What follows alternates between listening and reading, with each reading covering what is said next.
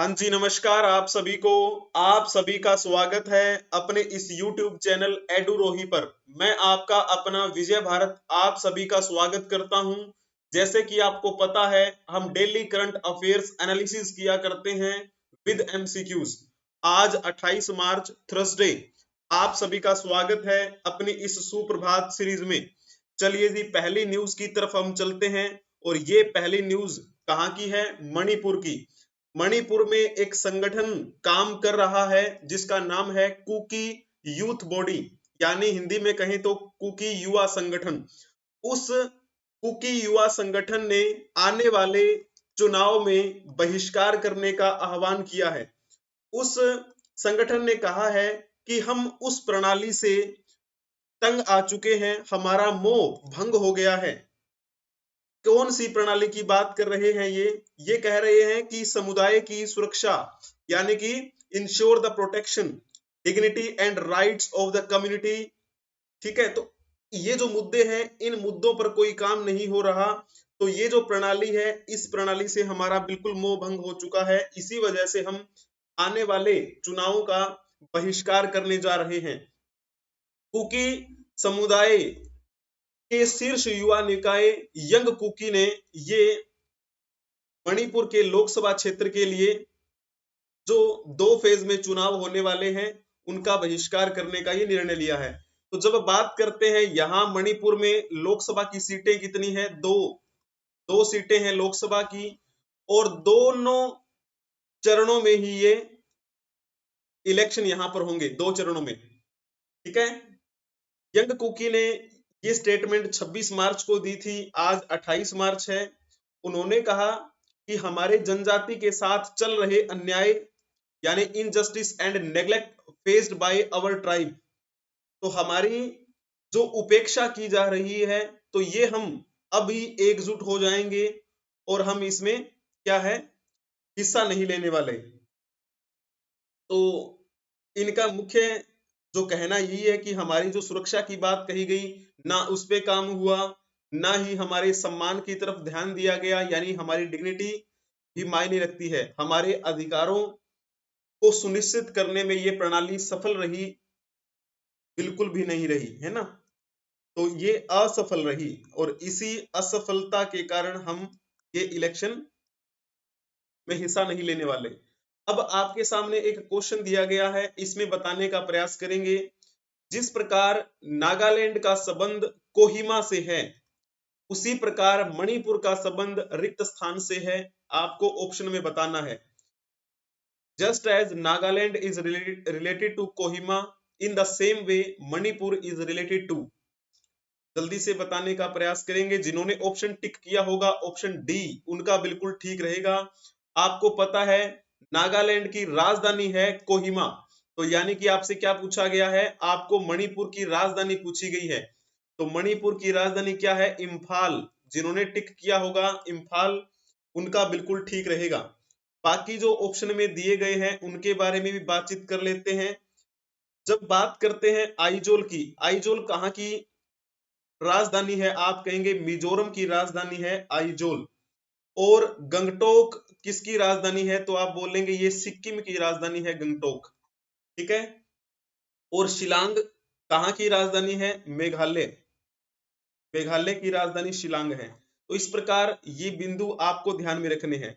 अब जैसे न्यूज में आपको बताया गया था कि लोकसभा चुनाव के वो बॉयकॉट की बात कर रहे थे, है ना, कुकी युवा संगठन के लोग।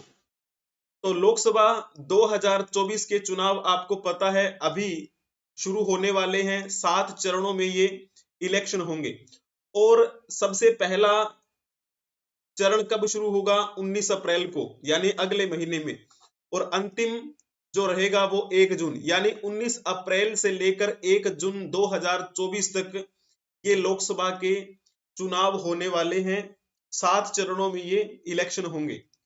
ठीक है, विशेष तौर पर पूर्वोत्तर राज्यों की अगर बात की जाए तो यहाँ के अधिकतर राज्यों में पहले 2 चरणों में ही वोटिंग हो जाएगी।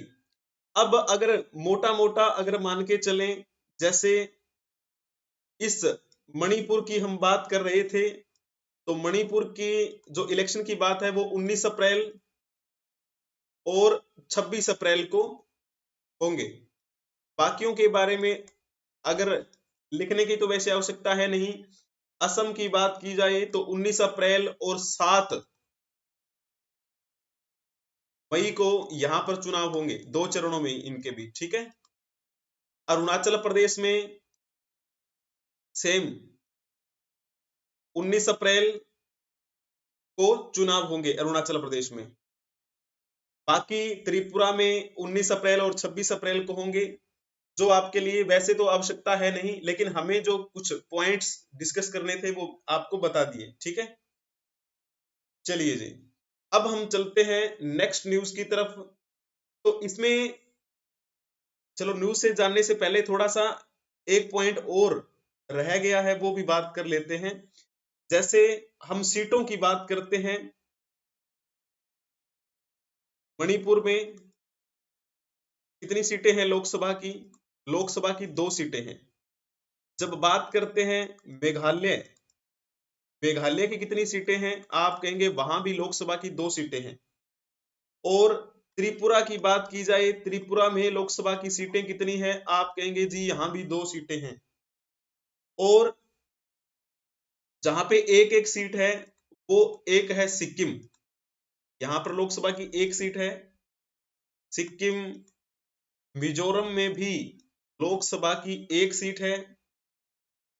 नागालैंड की बात की जाए, नागालैंड में भी 1 सीट है, ठीक है जी। तो इस प्रकार ये बिंदु भी आपको ध्यान में रखने हैं। मणिपुर, मेघालय, त्रिपुरा, यहां पर लोकसभा की 2-2 सीटें हैं। और सिक्किम, मिजोरम, नागालैंड, यहां पर लोकसभा की 1-1 सीट है, ठीक है।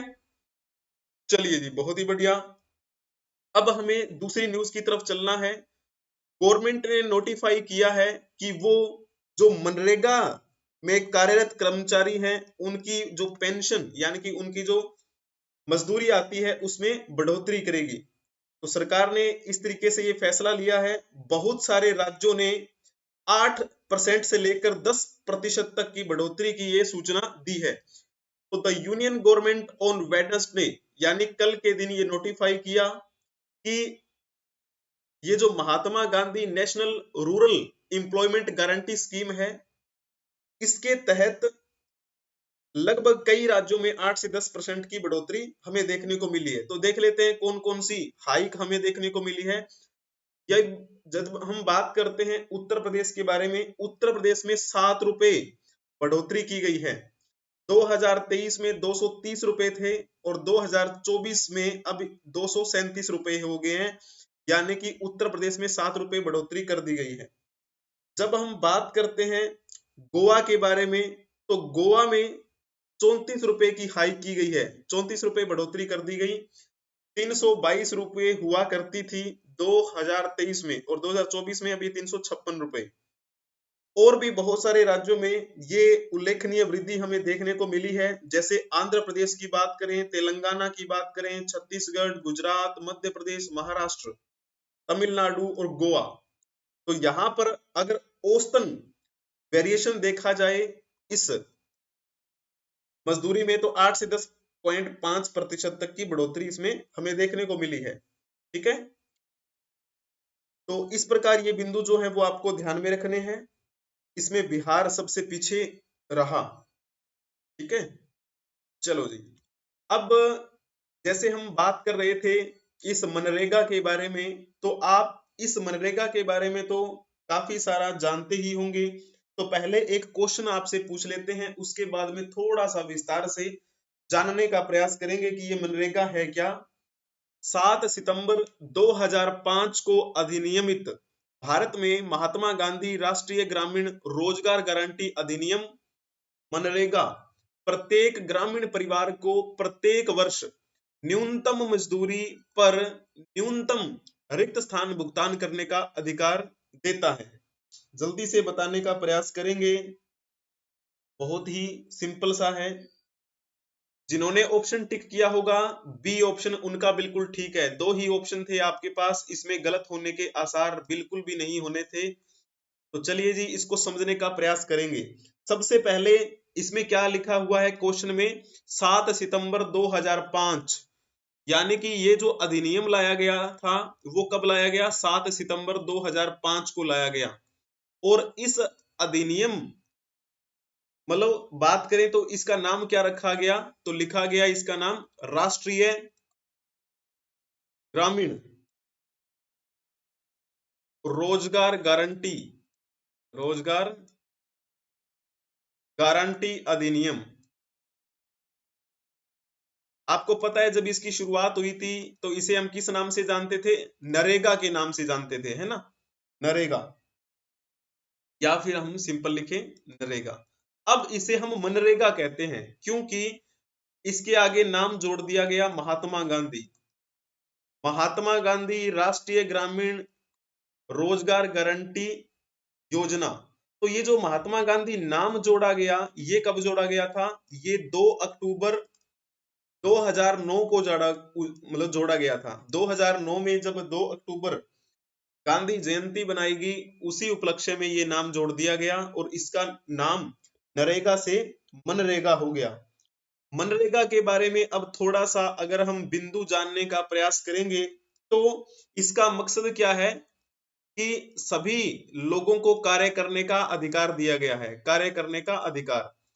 अगर कोई व्यक्ति 18 साल से ऊपर है यानी कि वयस्क है, अगर वो चाहता है कि काम करे तो उसको काम दिया जाएगा, हर वर्ष दिया जाएगा। यानी हम कहते हैं ना फाइनेंशियल ईयर, तो हर वर्ष फाइनेंशियल ईयर जो होता है उसमें 100 दिन का काम देगा ही, है ना।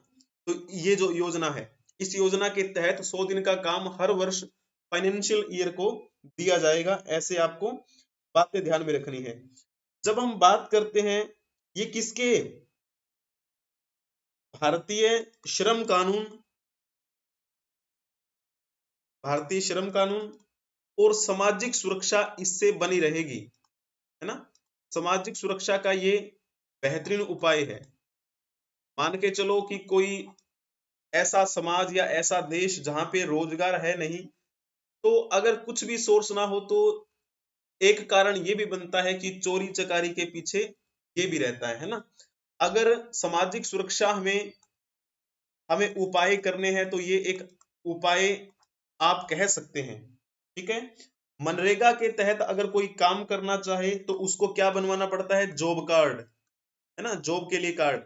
तो इसके लिए आधार कार्ड, अपने माता पिता का नाम, ठीक है, मोबाइल नंबर, बैंक की कॉपी, ये सब सबमिट करवाने पड़ते हैं ताकि जो भी काम किया जाए वो ऑनलाइन लाया जा सके, ठीक है। तो इस प्रकार के बिंदु जो हैं वो आपको ध्यान में रखने हैं। तो इसका नाम आपको ध्यान में रखना है, 2 अक्टूबर 2009 को बदलकर महात्मा गांधी राष्ट्रीय ग्रामीण रोजगार गारंटी स्कीम कर दिया गया था, ठीक है ना।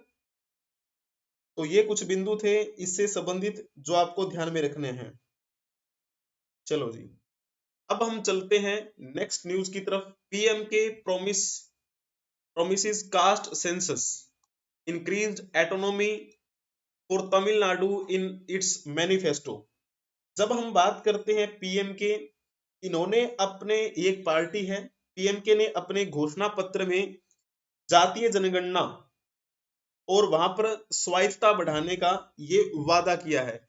हालांकि भाजपा के नेतृत्व वाले नेशनल डेमोक्रेटिक अलायंस का हिस्सा है ये, और उस नेशनल यानी कि जिसे हम शॉर्ट फॉर्म में एनडीए बोलते हैं ना, एनडीए, एनडीए के हिस्सा होने के बावजूद भी पटाली मक्कल काची ने बुधवार को अपनी पारंपरिक मांगों के प्रति अपनी प्रतिबद्धता दोहराई है।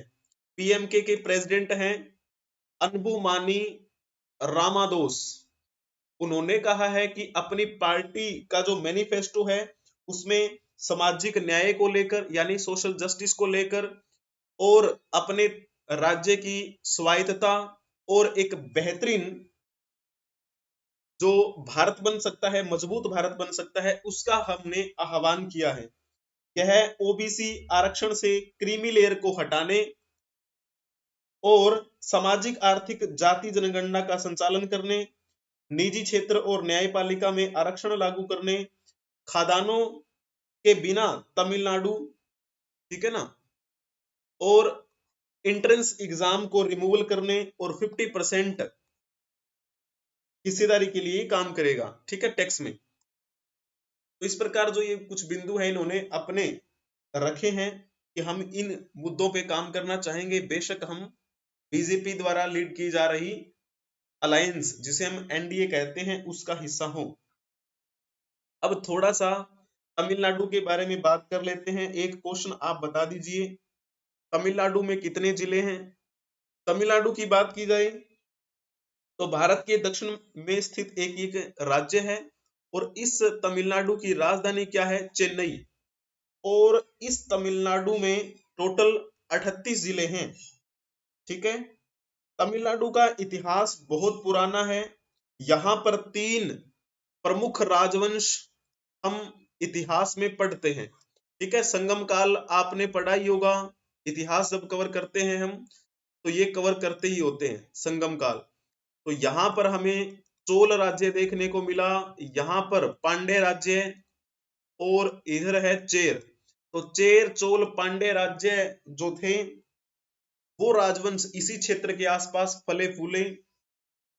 ये लगभग बात है 300 ईसा पूर्व से लेकर 300 ईस्वी तक, है ना, यानी कि लगभग 600 साल तक ये हमें देखने को मिला। उसके बाद भी यहाँ पर बहुत सारे राजवंश हुए। मुख्यतः इस तमिलनाडु क्षेत्र में तमिल भाषा बोली जाती है। जब बात करें हम तमिलनाडु के क्षेत्रफल के बारे में तो 1,30,058 वर्ग किलोमीटर में फैला हुआ ये राज्य है। इस तमिलनाडु की स्थापना 1 नवंबर 1956 को हुई, 1 नवंबर 1956 को। तमिलनाडु के अगर मुख्य शहरों की बात करें तो आपने कई नाम तो सुने होंगे। मदुरै, ठीक है, ये मदुरै कहाँ है? तमिलनाडु में। तिरुचि, तिरुचि बोल देते हैं, कई बार तिरुचि भी लिखा होता है, तिरुचि भी यहाँ का मुख्य शहर है। कोयम्बटूर, ये भी तमिलनाडु का एक मुख्य शहर है। सेलम और तिरुनेलवेली, नाम से ही पता लग रहा है ना। तो ये यहाँ के मुख्य क्षेत्र हैं। तमिलनाडु के पड़ोसी राज्यों की बात की जाए तो आपको पता है आंध्र प्रदेश, कर्नाटक और केरल ये तमिलनाडु के पड़ोसी राज्य आप कह सकते हैं। और ये भरोसेमंद अर्थव्यवस्था की तस्वीर पेश करता है। तमिलनाडु एक ऐसा राज्य है ये जहां पावर और ऊर्जा के आरक्षण के कारण बिजली उत्पादन सरप्लस है, ठीक है, तमिलनाडु के बारे में। तो ज्यादा इसके बारे में बात करने की आवश्यकता है नहीं, इतना ही काफी है। और यहाँ पर 3 बायोस्फीयर रिजर्व हैं, बायोस्फीयर रिजर्व 3, और मैंग्रोव वन भी है तमिलनाडु में। 5 यहाँ पर राष्ट्रीय उद्यान है यानी कि नेशनल पार्क। 18 वन्य जीव अभ्यारण्य है और 17 पक्षी अभ्यारण्य है यहाँ पर, ठीक है जी। इस प्रकार ये कुछ बिंदु तमिलनाडु के बारे में आपको ध्यान में रखने हैं। हालांकि आपने मद्रास का नाम तो बहुत बार सुना है इतिहास में, मद्रास, तो इसी मद्रास का ही नाम बदलकर तमिलनाडु रखा गया था। ये बात है 1968-69 के आसपास की, तब इसका नाम बदला गया। तमिलनाडु का सांस्कृतिक केंद्र किसे माना जाता है? चेन्नई को, और यही चेन्नई तमिलनाडु की राजधानी है, ठीक है। वर्तमान में इसमें कितने डिस्ट्रिक्ट हैं? 38। तो वहां कन्याकुमारी जो है ना, कन्याकुमारी को शिक्षा में सबसे बेहतर माना जाता है तमिलनाडु में। चलिए जी, अब हम चलते हैं नेक्स्ट न्यूज की तरफ। CSIR NIIST इन्होंने क्या किया है? इन्होंने बायोमेडिकल अपशिष्ट प्रबंधन के लिए यानी कि बायोमेडिकल वेस्ट मैनेजमेंट के लिए एक अच्छा सॉल्यूशन का समाधान किया है। तो थोड़ा सा इसके बारे में जानने का प्रयास करेंगे। ये जो इसका पूरा नाम है क्या? CSIR national institute for interdisciplinary science and technology. इस विश्वविद्यालय की या फिर इस संस्थान की जो वैज्ञानिकों की टीम है, उन्होंने ये काम किया है। उन्होंने एक इनोवेटिव टेक्नोलॉजी हमारे सामने पेश की है। इससे क्या होगा, इससे बायोमेडिकल वेस्ट को मैनेज किया जाएगा और ये सेफ भी है और सस्टेनेबल भी रहेगा और कॉस्ट इफेक्टिव भी ये है। ठीक है, तो biomedical waste management conclave held CSIR NIIST campus here on Tuesday. तो मंगलवार को इस मैनेजमेंट कॉन्क्लेव का आयोजन किया गया था और वहीं पर इन्होंने अपना ये अनावरण किया इस तकनीक का। Management of biomedical waste which contain potentially infectious pathogenic substance is a perpetual challenge as improper segregation। तो ये संभावित रूप से संक्रामक रोगजनक पदार्थ है, ये जो मेडिकल वेस्ट है, तो इसको किस प्रकार से मैनेज किया जाए, ये हमारे सामने एक चुनौती है और उसी चुनौती से लड़ने के लिए इस वैज्ञानिकों की टीम ने ये अच्छा काम किया है। और इस कचरे को किस प्रकार से हम अलग कर सकते हैं, किस प्रकार से इसको हम पर्यावरण को नुकसान भी ना पहुंचे और इसको क्या है हम नष्ट भी कर दें। तो इस प्रकार के कुछ जो बिंदु हैं, इनको ध्यान में रखते हुए इन्होंने ये काम किया है। पर्यावरण में कई हानिकारक विषाक्त पदार्थ जैसे राख और कण पदार्थों को ये छोड़ सकता है, तो उन पर हम कैसे काम करें।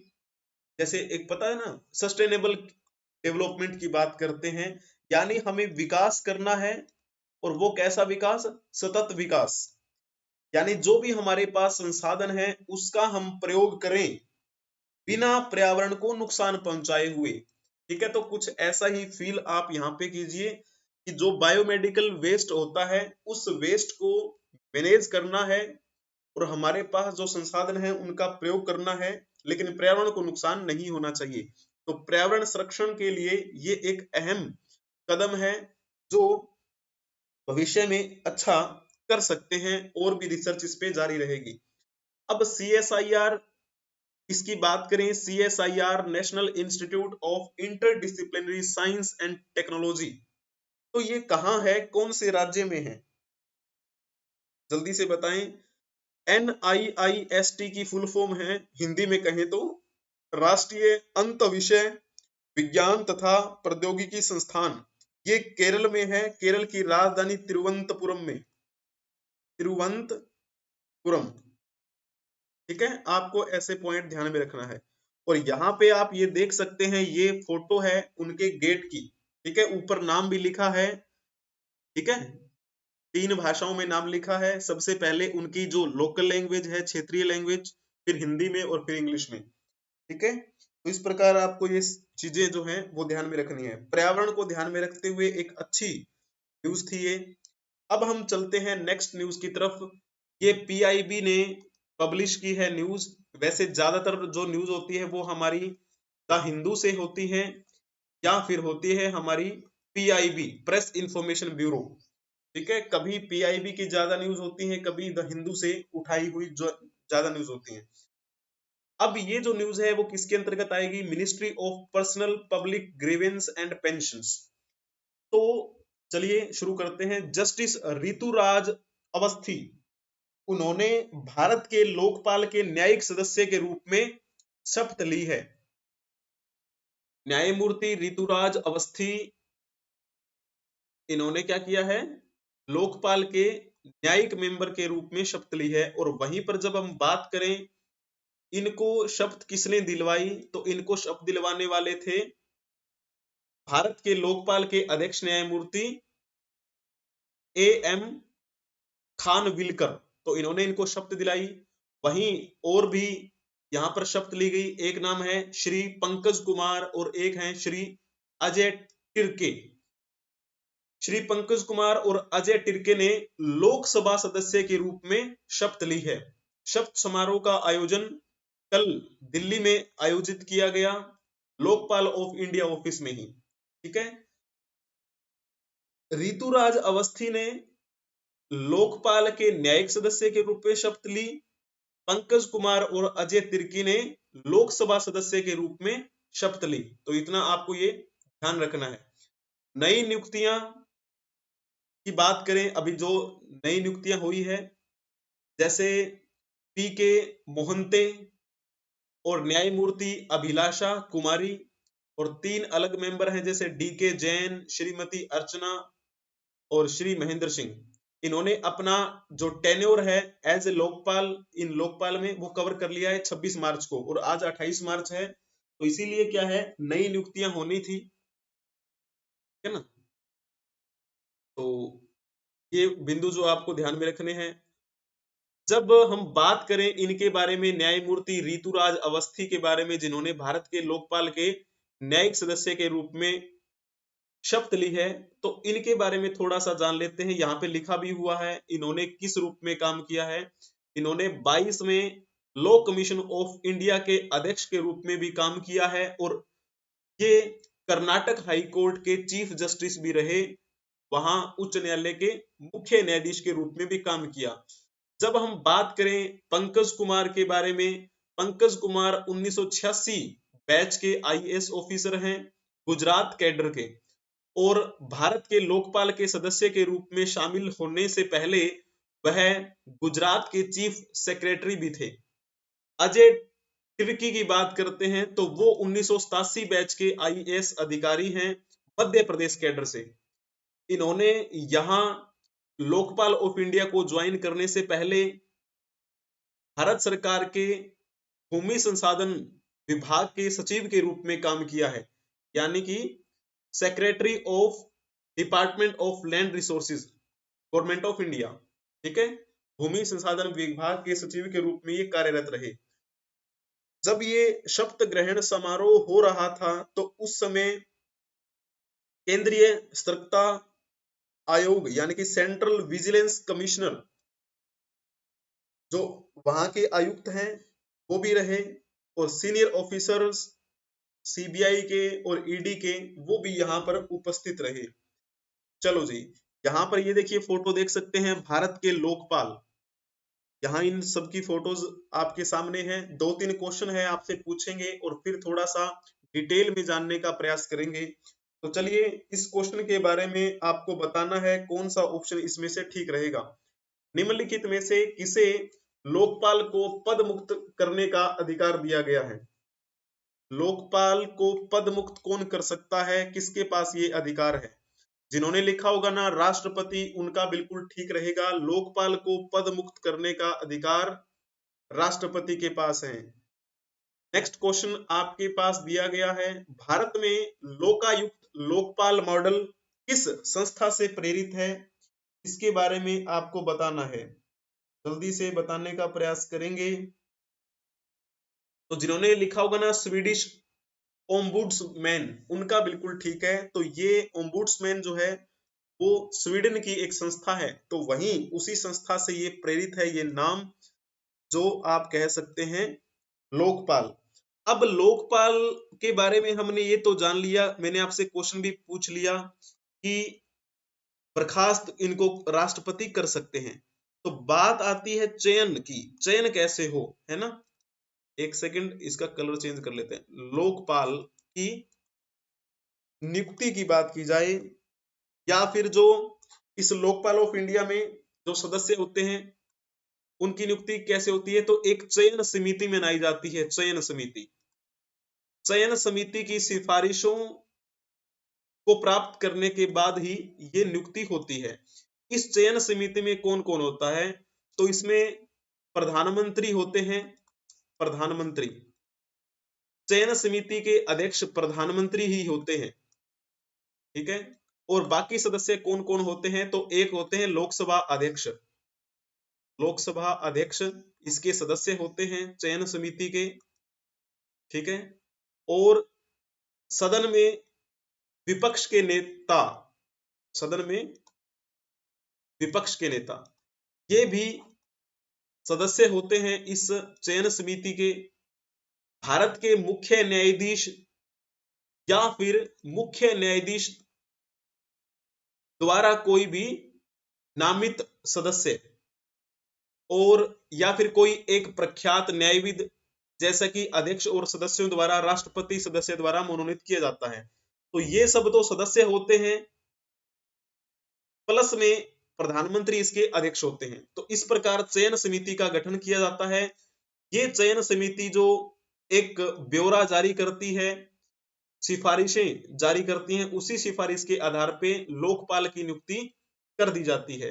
अब लोकपाल के बारे में अगर कहा जाए तो इसकी जो कार्यकाल की, सॉरी लोकसभा लिख दिया जाता है बार बार, है ना, कोई ना, थोड़ा सा, लोकपाल, इसका कार्यकाल कितने वर्ष का होता है? या तो 5 वर्ष, ठीक है, या फिर 70 साल की उम्र, 70 वर्ष की आयु। मान के चलो कोई व्यक्ति है जिसने शपथ ली लोकपाल में सदस्य के रूप में, तो क्या है, या तो उसकी उम्र 70 साल पहले हो जाए या फिर 70 साल ना हो तो उसको 5 साल यहां पर कार्य करना पड़ेगा। तो इन दोनों में से कोई एक मान के चलना है आपको, ठीक है, या तो 5 साल कार्यकाल रहेगा या फिर उस व्यक्ति की उम्र 70 साल हो जाए तो फिर उसको अपना ये काम छोड़ना पड़ेगा, ठीक है जी। इस प्रकार ये बिंदु ध्यान में रखने हैं। अब एक क्वेश्चन और है, इसके बारे में बताने का प्रयास करेंगे। लोकपाल और लोकायुक्त अधिनियम 2013 के अनुसार लोकपाल में अध्यक्ष सहित अधिकतम रिक्त स्थान सदस्य होंगे। मैंने अभी आपको क्या बताया था, लोकपाल का चयन कैसे होता है ना, तो चयन समिति के द्वारा होता है, लेकिन जो चुने जाते हैं यहां इस लोकपाल में अध्यक्ष सहित 9 सदस्य होते हैं। जिन्होंने 9 लिखा होगा ना उनका बिल्कुल ठीक रहेगा, बहुत ही बढ़िया, अति उत्तम। अब थोड़ा सा विस्तार से जानने का प्रयास करते हैं। भारत में लोकपाल और लोकायुक्त की स्थापना के लिए लोकपाल और लोकायुक्त अधिनियम 2013 को संसद ने पारित कर दिया था अगले साल 2014 में। एक सेकंड, अब इनकी नियुक्ति के लिए एक अधिनियम लाया गया 2013 में, जैसा कि आपसे क्वेश्चन में पूछा गया। ध्यान से देखो, लोकपाल और लोकायुक्त अधिनियम 2013 ये जब पेश किया गया संसद में तो उसे अगले साल पारित कर दिया गया, ठीक है, पेश और पारित 2014 में हुआ ये। इस अधिनियम के तहत लोकपाल का गठन मार्च 2019 में हुआ। लोकपाल के अध्यक्ष की बात की जाए या फिर लोकसभा जो लोकपाल के सदस्यों की बात की जाए तो इनका चयन समिति की सिफारिशों के आधार पे ही होगा, और फिर इस पे मोहर कौन लगाएंगे? राष्ट्रपति। राष्ट्रपति ही करेंगे चयन समिति की सिफारिशों के आधार पे, और राष्ट्रपति के पास ही वो अधिकार है कि वो उन्हें बर्खास्त भी कर सकते हैं। तो इस चयन समिति में अध्यक्ष मतलब कौन कौन होते हैं, कौन कौन व्यक्ति होते हैं और वो सिफारिशें कैसे जारी करते हैं वो तो मैंने आपको बता ही दिया, ठीक है। उम्र यानी कि कार्यकाल कितना रहेगा लोकपाल में तो वो भी मैंने आपको बता दिया, ठीक है। अब जब आपसे ये पूछ लिया जाए कि हमारे देश के प्रथम लोकपाल, देश के प्रथम लोकपाल कौन थे, तो आप लिखेंगे न्यायाधीश पिनाकी चंद्र घोष। पिनाकी चंद्र घोष ये हमारे देश के पहले लोकपाल रहे, ठीक है। प्रशासनिक सुधार आयोग जिसे पहली बार लोकपाल तथा लोकायुक्त बनाने की संस्तुति की थी, उसके अध्यक्ष कौन थे? मोरारजी देसाई। इनके बारे में तो जानते होंगे ना, मोरारजी देसाई, मोरारजी देसाई। अब बात आती है कि इसकी हमें आवश्यकता क्यों है कि इसे हम पूरे भारत में लागू करें। जब हम प्रशासन की बात कर रहे होते हैं ना, प्रशासन, खराब प्रशासन हो तो ठीक वैसा ही होता है जैसे मान के चलो लकड़ी है, बहुत अच्छी लकड़ी हम लेकर आए अगर इसके दीमक लग जाए तो लकड़ी किसी काम की नहीं रहती। ठीक वैसे ही अगर प्रशासनिक व्यवस्था हमारी अच्छी नहीं है और वो खराब प्रशासन है, या फिर उसे हम कहें कि वहां भ्रष्टाचार बहुत ज्यादा है, भ्रष्टाचार प्रशासन में आ गया, तो ये प्रशासनिक गतिविधियां तहस नहस हो जाती हैं और ये हमारे राष्ट्र को नुकसान पहुंचाती है ना। हमारे राष्ट्र की नींव पूरी तरीके से खोखली हो सकती है अगर प्रशासन बेहतरीन ढंग से काम ना करे और भ्रष्टाचार इसकी समस्या अगर बन जाए तो। इसीलिए भ्रष्टाचार को हर क्षेत्र में रोकने के लिए इस लोकपाल का गठन किया गया।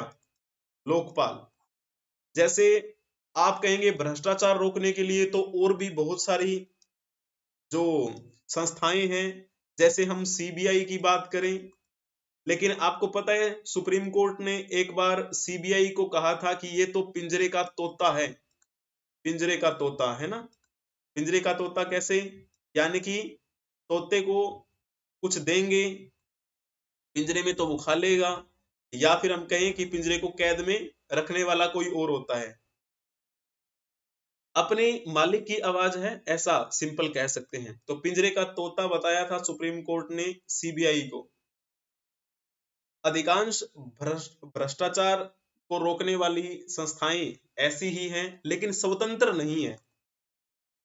लेकिन लोकपाल की बात की जाए तो ये स्वतंत्र है। इसका ये आप बेनिफिट दे सकते हैं, इस पे किसी की कोई वो मर्जी नहीं है कि इस पे कोई कोई कंट्रोल करता हो, ठीक है ना।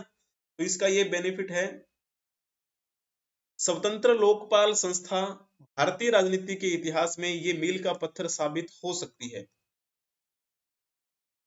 जिसने कभी समाप्त न होने वाले भ्रष्टाचार के खतरे का एक समाधान प्रस्तुत किया है। ठीक है जी। तो ये कुछ बिंदु जो हैं वो आपको इस लोकपाल संस्था से संबंधित ध्यान में रखने हैं, तो गलत आपको नहीं करना है। सदस्यों की बात मैंने वैसे आपको बता दी, टोटल सदस्य कितने? 9 लोकपाल में। तो लोकपाल जो है वो एक बहुसदस्यीय निकाय है। बहुसदस्यीय यानी कि एक सदस्य नहीं बल्कि कई सदस्य हैं इसमें। एक तो इसमें हो गया अध्यक्ष, प्लस में 8 इसके सदस्य हो सकते हैं। अध्यक्ष कौन होगा? तो जैसे मैंने आपको बताया, भारत का मुख्य न्यायाधीश हो, या फिर मुख्य न्यायाधीश रहा हो, या फिर सुप्रीम कोर्ट का न्यायाधीश हो। ठीक है। और कुछ मानदंड जो होते हैं ना, वो अगर पूरे करते हो तो बहुत बढ़िया बात है। तो हमारे देश के पहले लोकपाल कौन थे? न्यायाधीश पिनाकी चंद्र घोष। इस प्रकार ये बिंदु आपको ध्यान में रखने हैं। लोकपाल और लोकायुक्त, लोकपाल और लोकायुक्त, इनमें क्या अंतर है? लोकपाल संघ के लिए यानी केंद्र के लिए, संघ के लिए, और लोकायुक्त राज्यों के लिए, राज्यों के लिए। ठीक है। तो यहां पर इनकी नियुक्ति के लिए एक अधिनियम लाया गया 2013 में, 2014 में उसे पारित कर दिया गया। ठीक है। अभी थोड़ी सी हमने बातें की भी थी, अब ज्यादा बातें इसमें करने की आवश्यकता है नहीं। ठीक है जी। तो ये आज की कहानी हमारी यहीं पर समाप्त होती है। अगर वीडियो आपको पसंद आई है तो लाइक कर दीजिए, चैनल को सब्सक्राइब कर लीजिए। हमारा चैनल एडुरोही ऑफिशियल सर्च करेंगे तो आपको वहां पर सारी अपनी इस सीरीज की क्लासेस मिल जाएंगी, पीडीएफ भी मिल जाएगी। टेलीग्राम पे एक और चैनल भी है एडुरोही ऑफिशियल शॉर्ट्स, वो भी आप सब्सक्राइब कर लीजिए और शेयर कर दीजिए वीडियोस। जब आप टेलीग्राम पे सर्च करेंगे एडुरोही 24, तब आपको अपनी पीडीएफ मिल जाएंगी वहां सभी। आप हमें फॉलो कर सकते हैं ट्विटर, एक्स पे, इंस्टाग्राम पे, और तो और व्हाट्सएप चैनल भी अपना बना हुआ है। व्हाट्सएप चैनल का लिंक एडुरोही ऑफिशियल यूट्यूब चैनल के मेन उसमें दिया गया है। ठीक है ना। तो आप वहां पे चेक कर सकते हैं, सभी लिंक आपको वहां मिल जाएंगे। सोशल मीडिया के भी एडुरोही 24 सर्च कर लेना किसी सोशल मीडिया प्लेटफॉर्म पे। पीडीएफ आपको मिल जाएगी, चिंता करने की कोई आवश्यकता नहीं है।